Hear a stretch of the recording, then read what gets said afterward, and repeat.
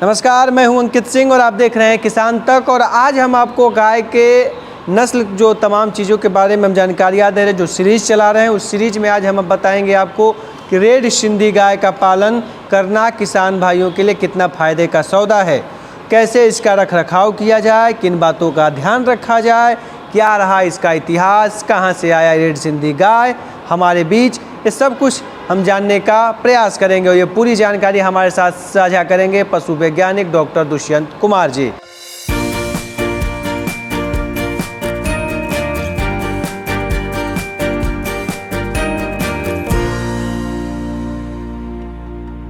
तो आइए सर से जानते हैं पूरी जानकारी। सर, रेड सिंधी के बारे में आज बताइए। इस हम जो सीरीज़ चला रहे हैं उसमें रेड सिंधी के बारे में आज बताइए कि क्या है इसका इतिहास, क्या रहा है। एक तो आपने एक बहुत अच्छा सीरीज चालू किया है, जो सारी नस्लों के बारे में हम धीरे धीरे जानेंगे। जो नस्लें यहाँ भी पाई जाती हैं, साउथ इंडिया या कहीं भी पूरे देश में, तो उनके बारे में हम धीरे धीरे जानकारी हासिल किसान भाइयों को देंगे। लेकिन आज हम जानते हैं रेड सिंधी के बारे में। तो रेड सिंधी मूलतः ये पाकिस्तान की ब्रीड है, जो कराची जो सिंध प्रोविंस है, सिंध प्रोविंस हुआ करता था वहाँ, अभी भी है, वो सिंध के नाम से जाना जाता है। सिंध प्रोविंस से इसका ओरिजिन हुआ है। तो इसका जो ब्रीडिंग ट्रैक्ट है वो सिंध प्रोविंस से लेके पंजाब, जो भारत का पंजाब है, पाकिस्तान का पंजाब है, उस सबसे लेते हुए वहाँ पर है। फिर वो धीरे धीरे राजस्थान की तरफ मूव किया, फिर वहाँ से अब जो है उत्तराखंड की तरफ मूव किया। देन उसके बाद अब यूपी, बिहार और हर जगह ये नस्ल पाली जाती है। कब एक समय ऐसा था कि 2007 में जो ICAR का एक आया था मोनोग्राफ, उसमें मैं देख रहा था तो उन्होंने लिखा था कि एक समय ऐसा था कि ये 1000 रेड सिंधी केवल बची थी 2007 या उससे थोड़ा सा पहले तक, जो कैलकुलेटेड थी। किसानों के पास रेड सिंधी थी नहीं, क्योंकि इसका लगभग एक इंडेंजर्ड स्पीसीज की तरह, एक इंडेंजर्ड ब्रीड की तरह ये हो गई थी, विलुप्त प्राय होने जा रही थी।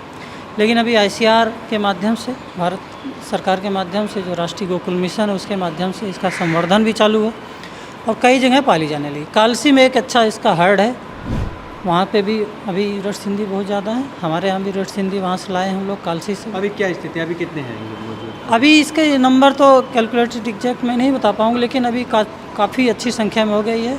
जो भ्रूण प्रत्यारोपण तकनीक चल रही है, IVF टेक्निक चल रही है, उससे भी इनका नंबर बहुत तेज़ी से इंक्रीज हो रहा है। हम अपने यहाँ भी भ्रूण प्रत्यारोपण टेक्निक से माध्यम से साल में कम से कम 50-60 जानवर हम पैदा करेंगे एक ही जानवर से, तो रेड सिंधी की मात्रा संख्या बढ़ेगी। और जहाँ तक इसका बात आती है, आप करेक्टर के बारे में देखते हैं। इसका एक सबसे बड़ा करेक्टर है कि जो है ये साहिवाल से मिलती जुलती रहती है। लेकिन साहिवाल से मिलती जुलती है तो इसका मतलब आप इसको साहिवाल न समझ लें। साहिवाल से इसका जो कलर होता है थोड़ा और ज़्यादा डार्क होता है।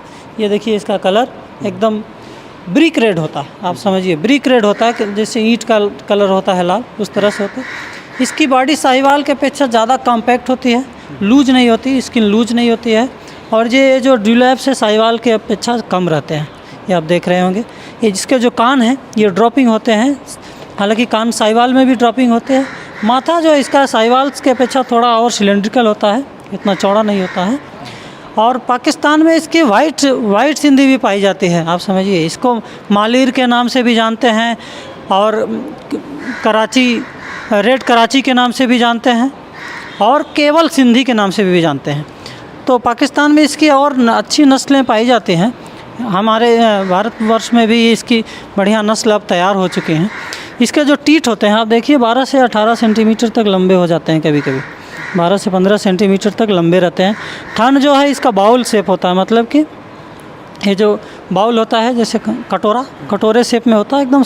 चारों जो वो है क्वार्टर्स, इसके 4 थन में 4 क्वार्टर्स होते हैं, मतलब 4 भागों में विभाजित कर सकते हैं, तो इक्वली डिस्ट्रीब्यूट होते हैं लगभग। इसकी पूँछ जो होती है, आप देखेंगे पूँछ जो है लगभग साहिवाल से थोड़ा सा छोटी होती है, लेकिन इसकी पूँछ जो है एकदम घुटने टखने तक लटकती रहती है।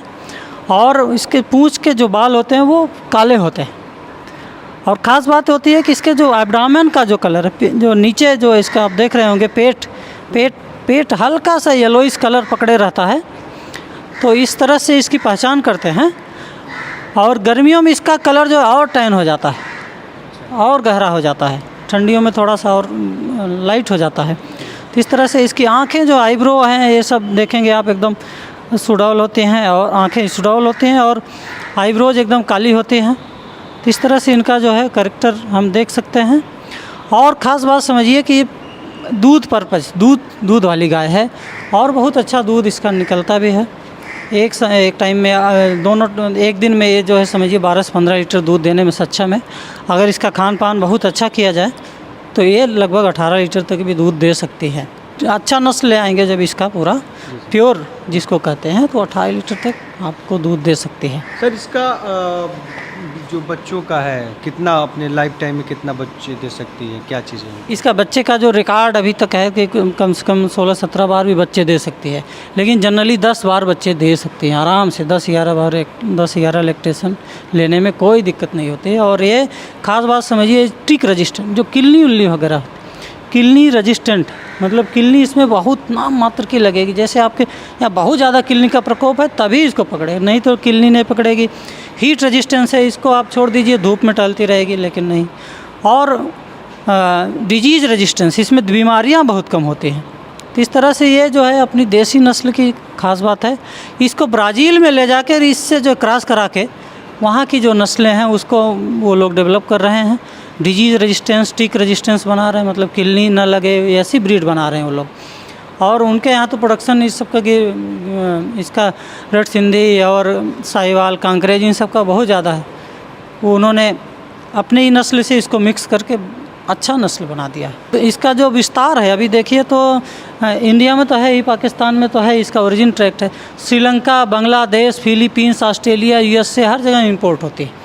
तो इंपोर्ट भी हो रही हैं ये क्योंकि अपने पिक्यूलियर कॉम्पैक्ट बॉडी के कारण, और दूसरा इसका जो हीट और स्ट्रेस जितना भी हीट या कोल्ड रेजिस्टेंस के नाते, और तीसरी बात जो टिक रेजिस्टेंस टिक इन्फेस्टेशन मतलब किलनी जो लग जाती है वो बहुत बड़ा लॉस होता है डेयरी सेक्टर में।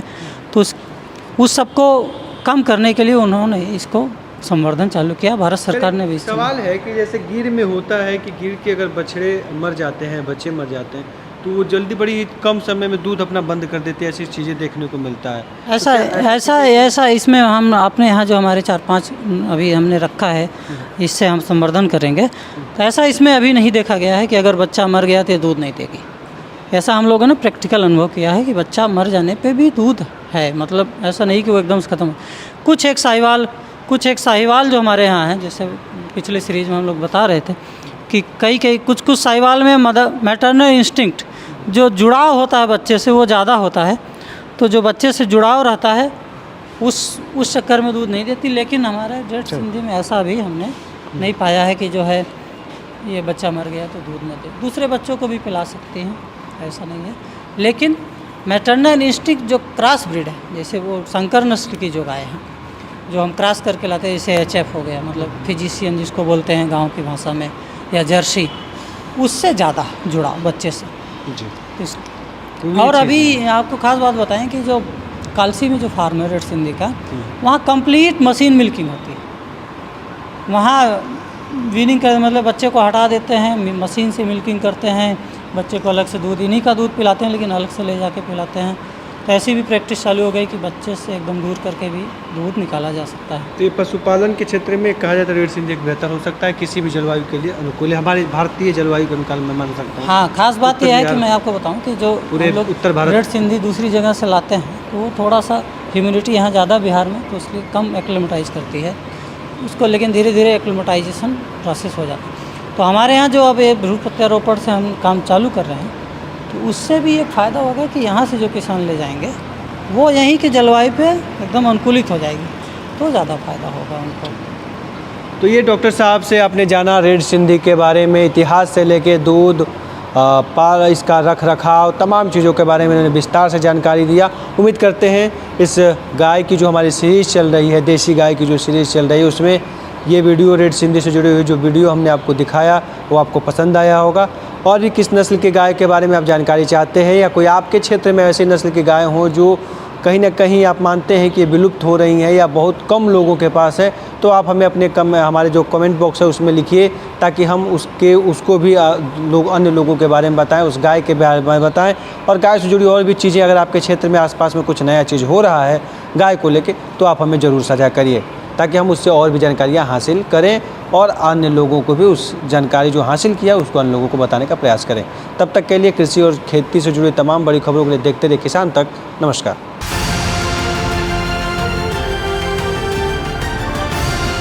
किसान तक, किसान तक, किसान तक, किसान तक, किसान तक, किसान तक, किसान तक, खाना है तो उगाना है, खाना है तो उगाना है, किसान तक, खाना है तो उगाना है। किसान तक, खाना है तो उगाना है।